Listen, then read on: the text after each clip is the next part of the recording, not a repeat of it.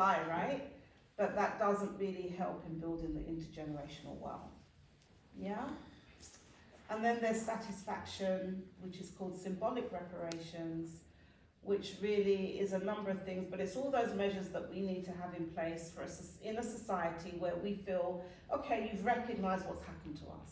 So curriculum changes, telling the truth about what happened to us, telling the truth about our history, that we were not slaves, we were enslaved.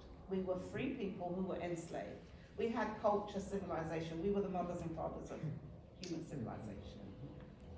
The narrative repairs, yeah, the education that goes with that, changing street names, toppling statues of colonizers and people who've committed genocide against our people and all of that. And satisfaction also includes penal measures, so prosecuting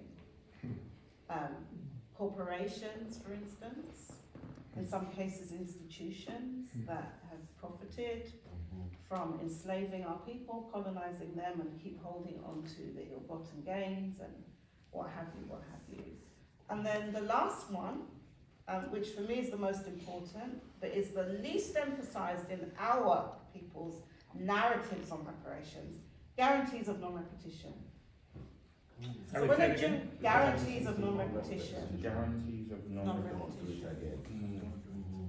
So when a Jewish person says never again, it's not going to happen.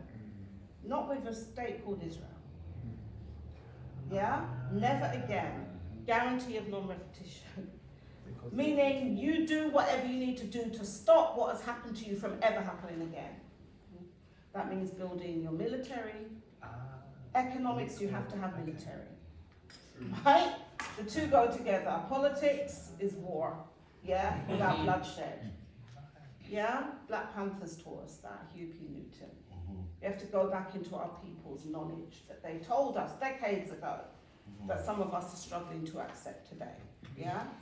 And truth doesn't die, you know, it just continues on through the generations.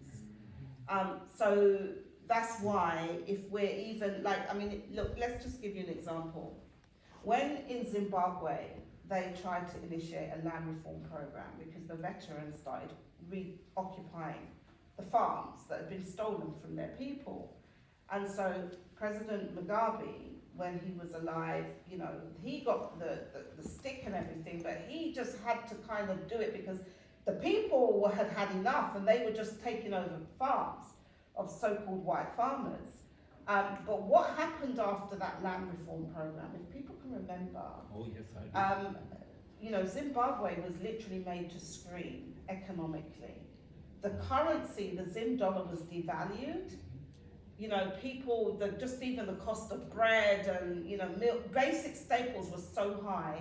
And when you make the people in a country scream, that's when they're going to want to topple that government and what have you, or they leave because they just cannot live. So economics are really important, and we need to think about the amount of resources that